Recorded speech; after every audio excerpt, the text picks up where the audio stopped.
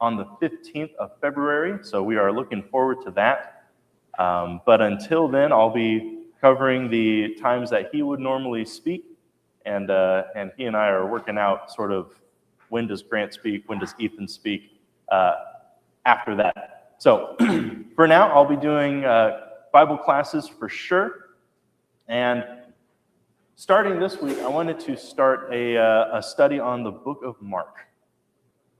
The book of Mark. So if you have a Bible, you can open up to the book of Mark. We're going to be doing more introductory matters first, sort of talking about the book before getting into the actual text of the book. But to explain why we're doing this, topical teaching, going through the Bible and saying, what does the Bible say about this topic, is all good, and I'll be doing some of that in the future. But it is my strong opinion that the best way of teaching, and every preacher should do at least some of it, is expository. Meaning you're going through a book of the Bible and you are talking about what it talks about as it comes up.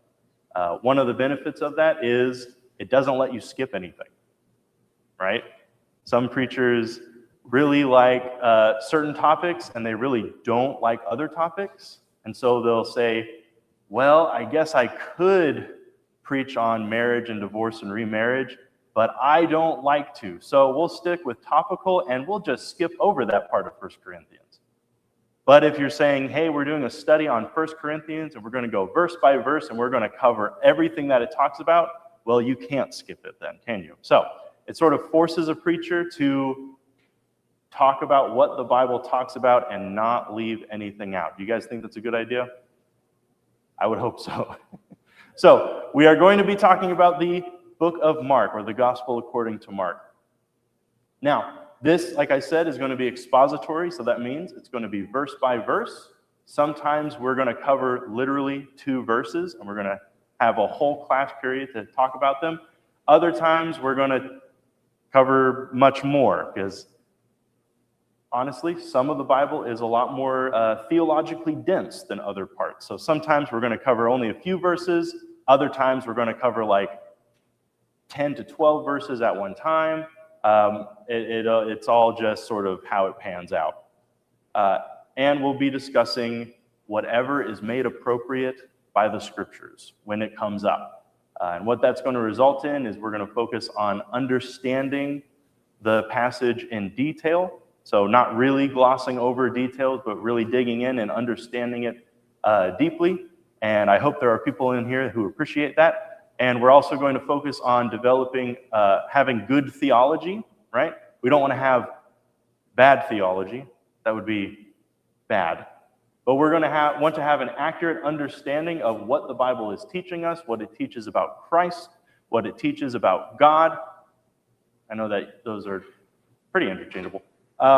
And what it teaches about the church. So we're going to develop good theology just based on what the scripture says. And of course, we're also going to focus on application. What does it mean for what we should be doing, what we should not be doing, right? Because that's in the Bible too. It's not just what you should do, it's also what you should not do. How we should act toward other people, how we should act toward God, how we should act toward ourselves, etc. And the last area of focus is going to be apologetics. Again, I hope that there's people in the room who appreciate that. Apologetics is things that you can bring up in defense of the claims made by the Bible. So the classic one is, how do we know that God is real, right? I think you have to know how you can know that God is real. And then you build on there, speaking in defense of what the Bible claims, that is apologetics. And truthfully, that is what the main focus of what we're going to talk about today is. That is the apologetics for the authorship of the book of Mark. So real quick, who do you think wrote the book of Mark? Mark, right? Mark. There are lots of people who have different ideas of who wrote the book of Mark. I'm going to explain to you why this is an important topic. We want to be able to prove that Mark wrote the book of Mark. Because it's a super common and very modern idea that the gospel accounts were all written anonymously and by someone much later than the events that are recorded. All right? And by much later, I'm talking minimum of 100 years later, right? This is what modern scholarship is tending to say, that the gospel accounts were not written by the people whom tradition says they're written by, and that they were written by people much later after the fact. So this is something that I ask the teens. I understand that I should be passing this around, right? Something that I ask the teens, and it is, what is the first most claim by any of the gospel accounts? Who thinks they have an answer for that? The very first claim that all of them implicitly make.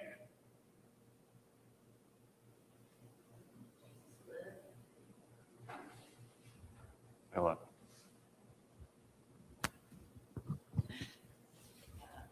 Not entirely sure I understand the question, but they're making the claim that Jesus lived, Jesus is the Messiah, the Christ, he died and rose again.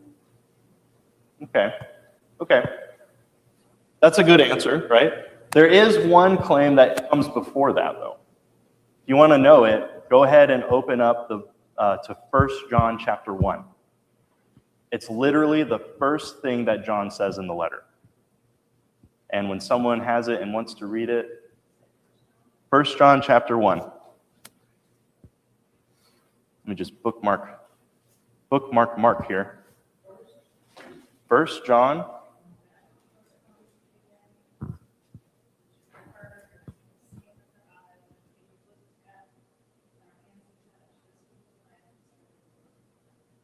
So what's John's claim? The very first thing he says there. It was from the beginning. Okay. What does he claim, let's say, in related to that, how he relates to that?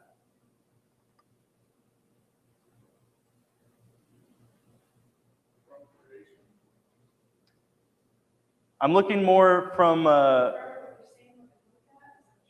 Yeah, that's what I'm looking for. What we have heard, what we have seen with our eyes, what we have looked upon, and what our hands have touched. In other words, John is claiming that he is a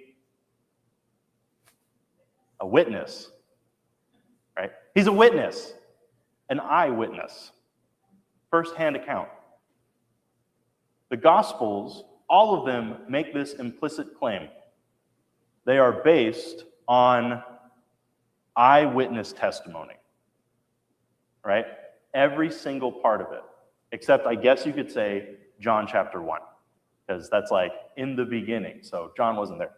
But all of the events in the Gospels that are of Jesus' life, they are recorded based on eyewitness account. That's the very first claim that all the Gospel accounts make implicitly. So, is it important that scholars nowadays are claiming that the Gospels were written anonymously and that they were written long after the fact? Yeah. Because can they be eyewitness accounts if they were written very long after? No, right? That severely cuts down on the credibility of the Gospels if we're going to say, oh yeah, they were written by some Christian way long after the fact, like in 150 AD or whatever. But if they were written by someone who was there, is that more credible? Right? What's it? It's not hearsay. If it was written by someone who was there and it is verifiable from other witnesses, that's not hearsay. And that's not just tradition, right? It's not just a recorded story from tradition. It's a story, an event that was recorded by someone who was there. So that's why it's so important. Some of the authors that are these scholars who, I'll say it, they are the dumbest smart people that I've ever heard from. You guys know what I mean by that? Like, they are so smart. They've studied their whole lives, but man. So like Bart Ehrman in his book, Jesus Interrupted, he says, some books such as the Gospels have been written anonymously, only later to be ascribed to certain authors who probably didn't write them, apostles and friends of the apostles. Or Richard Dawkins in his book, The God Delusion. He says, nobody knows who the four evangelists were, talking about the people who wrote the Gospels, but they almost certainly never met Jesus personally. Why, right? These are the claims that are being made. By the way, Richard Dawkins is the guy who just last year went on record saying, you know, he's looking at the way that our society is devolving now that people had like sort of turned away from belief in God en masse. And he says, I would much rather live in a society with Christianity, right? Because our culture has abandoned the morals that Christianity teaches. It's abandoned the morals that the Bible teaches, and so now we have all of the stuff in the news that you hate to hear about. And it is because of that. So Richard Dawkins, he's like this staunch atheist from the new atheist movement, and he says, I would much rather live in a society that is guided by the morals from the Bible than one that is free-floating, right? To put my words in it. So this is pretty important because the basis of one's belief in the Bible is the veracity of the Bible itself, the credibility, the believability. And if you give up on the believability of it, then, you know, dominoes fall, right? So let's look at how we can know that Mark was not written anonymously, right? That we know who wrote it. First off, let's establish an understanding about a writing convention of the time. To not insert your name in your written work, especially if it is about historical events that you're claiming are true. To not insert your name is to increase or maintain credibility. So like if Mark was to insert his name into the account, because there's theories on it, but like there is a part where he was there. You know, the random young man in the Garden of Gethsemane when Jesus is arrested, and he's the one who gets away, but like his coat gets taken off or something like that. You guys know what I'm talking about, right? It's just so random, and no other gospel account includes it. Why does Mark include this one little random detail of a young man fleeing the scene without being properly clothed anymore because someone grabbed his coat and it fell off? Theories go, because that is Mark, right? Because Mark lived in Jerusalem, and when Jesus was doing his ministry, he was very young. Not like little boy, but more like probably teenager. So, but Mark never mentions his name, right? He is there, but he never mentions his name, because to insert your name is to decrease credibility.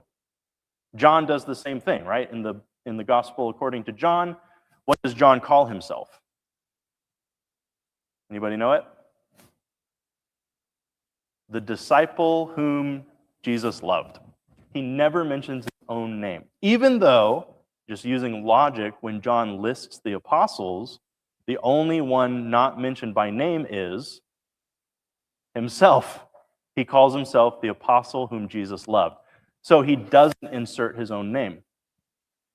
Now, when you're dealing with other genres, right, you're dealing with Paul's epistles, he has his own name in it because he's not just recording historical events, he's writing a letter. It's like a different genre. But the Gospels are records of historical events, and so the writers never insert their own name. You might even notice in the book of Matthew, Matthew doesn't use the name Matthew, right? He uses what name? Levi. He uses the name Levi instead of Matthew. So it's a credibility thing. To put it in the words of another man who actually studied the topic, the claim of an anonymous history was higher than that of a named work for the ancient world. An anonymous book, much like an encyclopedia article today, implicitly claimed full knowledge and reliability. That's a quote from E.P. Sanders. He's a biblical scholar who looked into this matter, and he studied lots of historical works from the Greek and Roman world. And to not include your name in it is an implicit claim that you are a reliable narrator.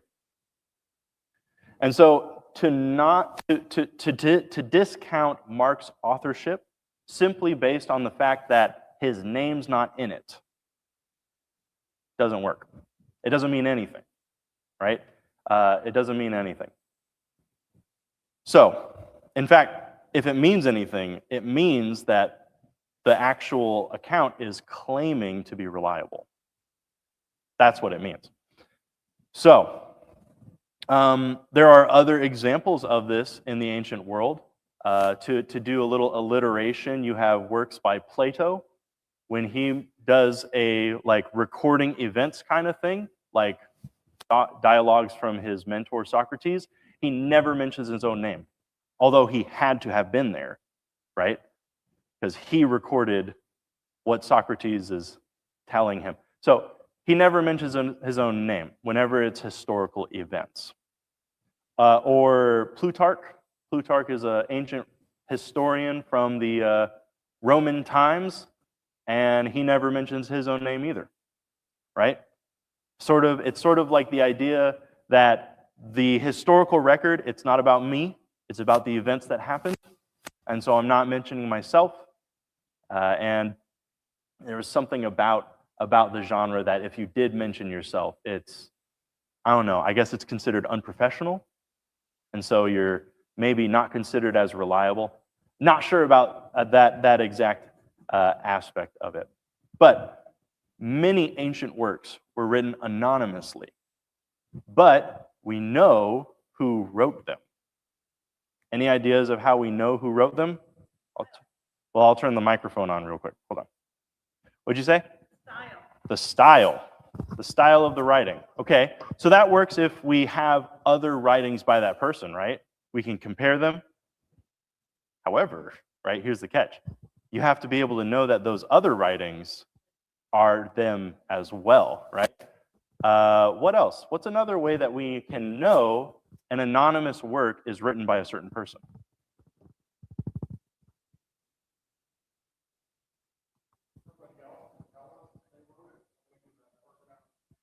Okay. Somebody else who knew them, right, can tell us that they wrote it. Yeah.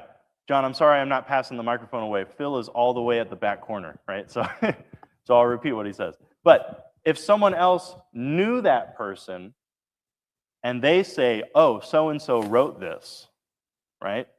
What if the claim is from later, though? See, this is where it comes in. Yeah. There be a historical attribution record. It's just passed down that this is a document from this person. That is spot on, Tim. That is exactly it. There is what is called the, hold on, a chain of testimony or a chain of historical attribution, as Tammy put it, that people from later knew people who knew them and attest to it, or some degree of that. So the reason why we know that Julius Caesar wrote the Gallic Wars is because the person who knew Cicero knew Julius Caesar, right? It's like some people might not be young or old enough, but 7 Degrees of Kevin Bacon, right? Like everyone in the world is at most 7 degrees away from knowing Kevin Bacon or something like that. Oh, I know my cousin who knows her friend who knows the grandmother of Kevin Bacon or something like that. So it's sort of like that, except with historic authorship. So that is one of the ways that we know Mark, that is John Mark, who is listed as John Mark in the book of Acts, is the person who wrote the book of Mark. Here's how it goes. We have from Tertullian of Carthage. So you guys know where Carthage is? Probably not. It's in North Africa on the Mediterranean coast. So Tertullian of Carthage in the 200s AD, he writes, while the gospel which Mark published may be affirmed to be, get this, affirmed to be Peter's, whose interpreter was Mark. This is very interesting because there's this claim that the gospels are not based on witnesses, but instead they're written by someone way, way later. But we have a guy in the 200s AD his understanding is, 1, it was written by Mark, and 2, it was whose testimony? Peter's. It was Peter's testimony. He goes on to mention how Mark and the other 3 gospels, that he says that other 3 gospels have carried the names Matthew, Mark, Luke, and John from the beginning. So this idea that they were later attributed to these 4 men doesn't fit with the testimony given by the people who knew about that time, right? Tertullian is not born in the 1st century AD, but he knows people who were, and they knew people who knew Mark. That's essentially how it works. And he mentions the other 3 gospels. Have you ever heard anybody claim that there are more gospels than the ones we have in our Bible? Oh, you know about them, right? Like gospel according to Thomas, or according to Mary, or according to Judas, right? So there are other works that were written later that claim to be legitimate gospel accounts that were just not included. And so there's the Da Vinci Code idea that at the Council of Nicaea, the bishops got together and they decided on which books were going to be in the canon of the Bible. You guys ever heard that one? Yeah, that is actually something that was made up by, get this, Voltaire, the French philosopher, who came way, way after. An analogy that he gave, because he did not like the church. He was a staunch, not churchy person. And his analogy that he gave was that at the Council of Nicaea, they just put the books on a pedestal, and whichever ones didn't fall off, that's the ones they kept. Yeah, right? A lot of people don't know that that's where the theory comes from, that at the Council of Nicaea, they decided the Bible canon, which in reality, the canon of the Bible was not decided at Nicaea.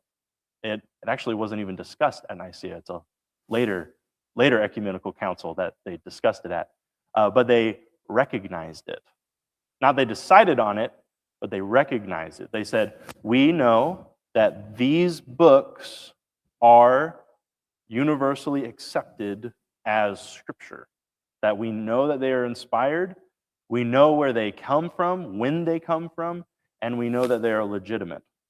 That's how the church, settled on the canon. It wasn't a bunch of guys in a back room deciding on which books to include and which books to throw out. It was the organic process of the church at large recognizes these books, that they are inspired of God. That's also the way that the Old Testament canon is recognized too, by the Jews. Just before Jesus comes, they had a council and they had this recognition process. There was no, oh, what do you think about the Gospel of John? Yeah, I like the Gospel of John. There wasn't any of that. It was, we recognize that the church at large understands that they're inspired of God. And no one had control over that process because, like I said, it's this organic thing that happened all over the church, not just in one place. That's pretty important. So, no more using time on that. But Tertullian also mentions that churches planted by the apostles, like those in Corinth and Rome, that they've been going since the apostles died, that these gospels and not others were read in the churches. These gospels, Matthew, Mark, Luke, and John. So there's not extra gospels being recognized by the early church that we just threw out at some point. It's just always been those four. There's no conflict over which gospels were legitimate. It's just been known from the beginning. So that's in the 200s AD. Now, someone might say, well, that is at the very smallest 170 years after Jesus died. So maybe they wouldn't be willing to accept that. How about one that's earlier? Clement of Alexandria. Alexandria is Egypt, right?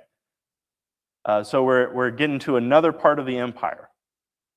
And in the 180s AD, he says, and so great a joy of light shone upon the hearers of Peter, again, goes back to Peter, that they were not merely satisfied with a single hearing or with unwritten teachings of the divine gospel, but with all sorts of entreaties, they besought Mark, who was the follower of Peter, and whose gospel is extant, to leave behind with them a written record of the teachings passed on to them orally. And they did not cease until they had prevailed upon the man. So not only do we get the Gospel of Mark is Peter's testimony, and Mark wrote it, but we get the occasion. Peter had died. And the church, who had been learning from Peter, came to Mark and they've said, Mark, you have followed Peter from early on. You know everything he said. Please write it down for us so that this testimony of his doesn't die out. And it even mentions that they did not cease until they had prevailed upon the man. So it's as if Mark was kind of like, I don't know, guys, I have a lot of things to do. And they just kept pressing him on it until he wrote it down. The book of Mark is Peter's testimony that was preserved because they didn't want to lose to the sands of time what Peter had been teaching them. Isn't that an amazing thing to know? Right? When you read the book of Mark, it is the result of a group of Christians who were so concerned with carrying on the testimony of an apostle that they pressured someone who knew the apostle to write it. I think that's an amazing thing to know. And then that was in the 180s AD. So let's go a little earlier. Irenaeus of Lyon, or Lyon, if you want to pronounce it like that. But he says, this is earlier than that in 170s, Peter and Paul proclaimed the gospel in Rome and founded the community there. After their departure, that is their death, Mark, the disciple and interpreter of Peter, handed on his preaching to us in written form. So we're going even further back in the timeline here. The purpose of the book of Mark was to preserve Peter's testimony shortly after Peter had died. So it goes as it has. And we have it today. Then we can go even earlier. In the 150s, we have a man named Justin Martyr. I forget where Justin is from, but I think he's in Anatolia. So we're not in Egypt anymore, we're in Anatolia. He refers to the memoirs of the apostles. That's how he calls the gospel accounts, the memoirs of the apostles, which I say were drawn up by his apostles and those who followed them. And then he quotes Luke. It is recorded that that his sweat fell down like drops of blood while he was praying. So he quotes Luke as the memoirs of the apostles, written by someone who knew the apostles, right? Because Luke was not one of the apostles, right? Luke was not around when Jesus was going about in Judea teaching. But Luke is someone that Paul met while he was up in Anatolia, what is modern-day Turkey. So he is someone who knew the apostles. And then he goes on to mention one of these memoirs being the memoirs of, can you guess who? Peter. The memoirs of Peter. So we have two gospels written by apostles, right? Which one are they? Matthew and John. Then we have two other gospels that are written by those who followed the apostles, right? Mark and Luke. So he then mentions that in Peter's memoir, Jesus changes the names of the sons of Zebedee to the sons of thunder. If you like to guess, which gospel is the one that records that? Mark, right? So we squarely identify that Mark was understood to be the memoirs of Peter, the apostle. Then we have, even earlier than that, 125 AD, we have a man named Papias in Hierapolis. And his whole thing was tracing all of the known accounts of Jesus back to the apostolic sources, to make sure that they're legit, right? This happened very early on in the church, that they would trace the source of the accounts that they were hearing to make sure that they weren't being duped. A lot of people have this idea of the early church era being a time when they just accepted anything that was being talked about. As long as it had the name Jesus in it, yeah, sure, we'll believe that. No, they traced the source. They were diligent because they were concerned with it being the truth. They wanted it to make sure that it was real. And it took him a long time to do all of this. He wrote his big magnum opus about it in 125 AD, but he interviewed John. He interviewed John the apostle, personally. So he literally goes back to the apostles. John died in 96 AD, right? He interviewed John in the year 80, he says. He doesn't say the actual number because we make up those numbers, but he mentions what year of what emperor it was, so we know when it is.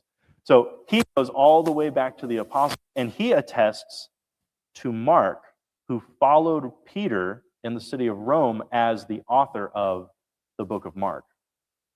So now we are literally talking about the man who knew the man,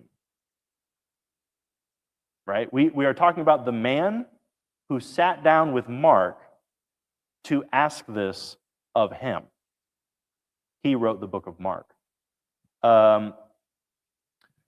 And further, he reinforces the idea that Peter was the primary source for the testimony in the book of Mark, and that Mark's role was to improve Peter's Greek. Tammy, you're learning biblical Greek, as I understand. We recall that Greek was not Peter's first language, right? Because he's a Jew from Galilee. His first language is going to be Aramaic.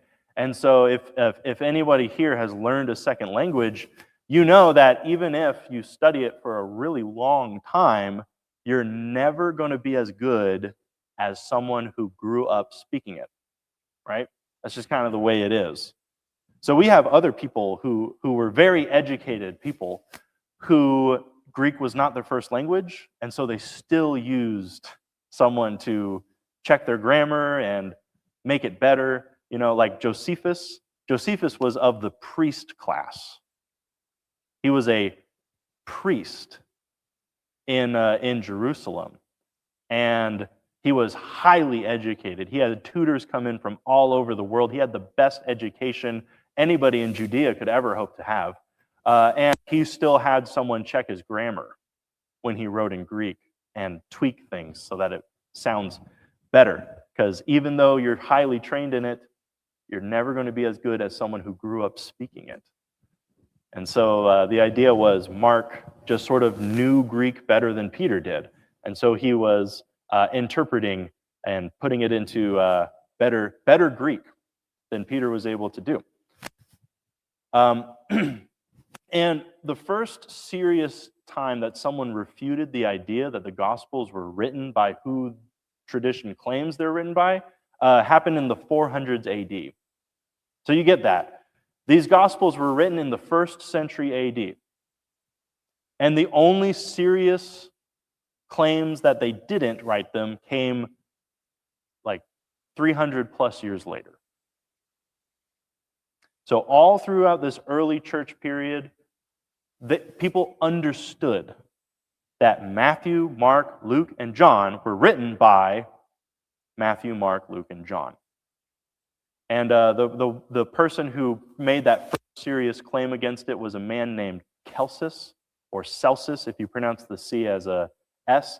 But Augustine of Hippo combated that claim. He pointed out the strangeness of how, nobody questions the authorship of many other works. Nobody does. Like, nobody questions whether Homer really wrote the Iliad. Nobody questions it because of like Tammy said, the succession of testimony as to who wrote these books. Yet people were questioning the authorship of the Gospels. And Augustine points out, you guys are being hypocrites. You don't question who wrote these other books because you have this standard of knowing, because there's this succession of who claims to have wrote it. And we have that with the Gospels, and yet people still want to question it. It's like a double standard. He cited that from the very earliest days of the church, we've had testimonies as to who wrote those 4 Gospels. It's not like we don't know and that we made it up later. It's traced all the way back to the people who wrote them. And Celsus, the critic of Christianity who he refutes, he said, I've made all of these accusations against you. He had accusations against the church. He says, I've made all these accusations against you, and I did it using only your own books. Guess which books he quotes from? He actually quotes from all 4 of them, Matthew and Mark and Luke and John, and nothing else, right? He quotes from Acts as well. So he quotes from 5 books. So countless ancient writers we have quoting the 4 Gospels, expecting that the readers recognize their authoritative nature, that those Gospels are the Gospels, and they don't quote the heretical ones. He doesn't quote the Gospel according to Thomas or Mary or Judas or whatever. He only quotes the ones that we know are true. So that's like external evidence. That's from a historical perspective. But real quick, we'll look at some internal evidence of how we know that Mark wrote the Gospel of Mark. Number 1, this is going to sound really elementary, but it's the title. No, Mark did not write a title for the book of Mark. However, all of the copies of Mark that we have found from like the very oldest ones all begin with or end with the same title, the Gospel according to Mark.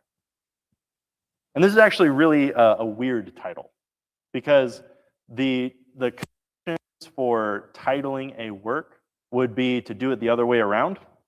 It would be like Mark's Gospel, not Gospel according to Mark. That would be the more common way of calling it, like Plato's Republic. It's literally Plato's Republic. It's not Republic by Plato or Republic of Plato or Republic according to Plato's Republic. That's all we ever see.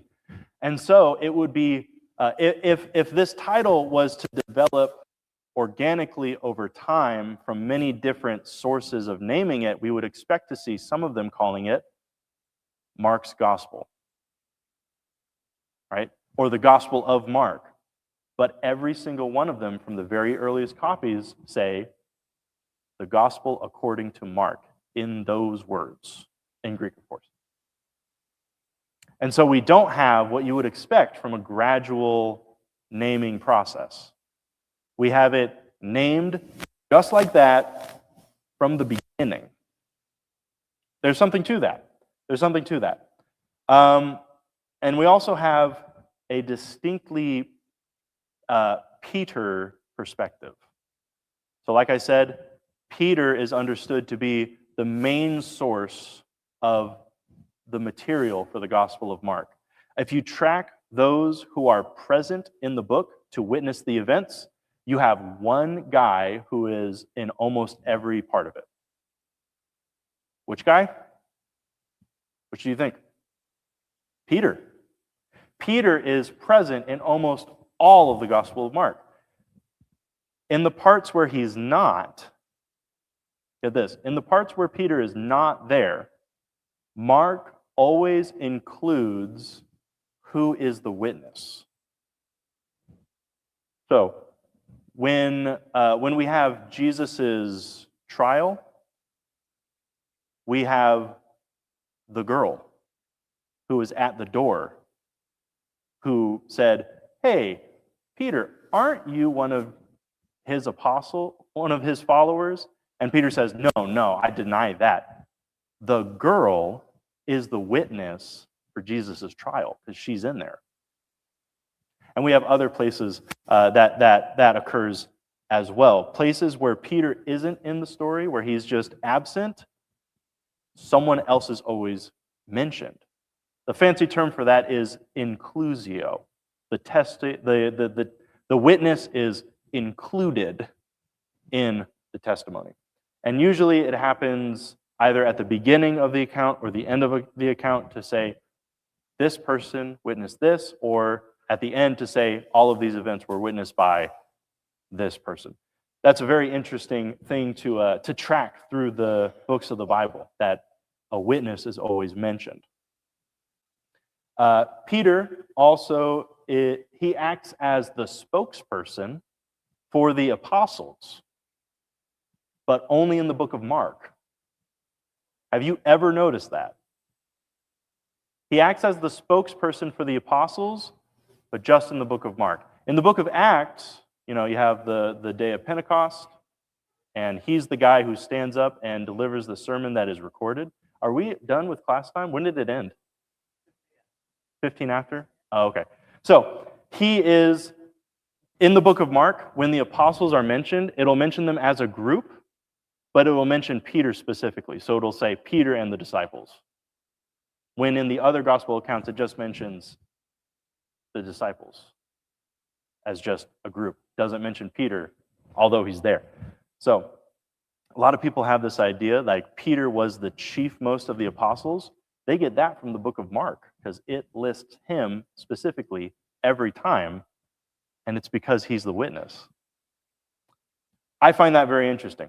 Another thing is that we get geographic detail in the book of Mark, but only in the place that Peter lived. And where did Peter live? He didn't live in Samaria. He didn't live across the Jordan River, he only lived and worked around the Sea of Galilee. And that happens to be the place where we get the most details in the book of Mark, because that's where he lived. He knows the most about it. That's all things that I find very interesting and very compelling. So to conclude, we have the tradition being very strong that Mark, the book of Mark, is Peter's testimony. And that Mark is the one who interpreted it and wrote it down. And the way that it's written strongly supports that Peter was the source. And we don't have anybody saying anything otherwise until a really long time after. It's not this nebulous thing of like, oh, we don't know. No, we know exactly who wrote it, and it was Mark. So next week, we'll begin with getting into, but I wanted to say that this part this time, that we know that we can depend on it because we know exactly who wrote it and with what material he was writing it, like not pen and paper, but like the testimony, the eyewitness of the Apostle Peter. We can know for sure, we can trust it. I wanted to establish that before we get into reading it next time. So I'll look forward to that. Thank you.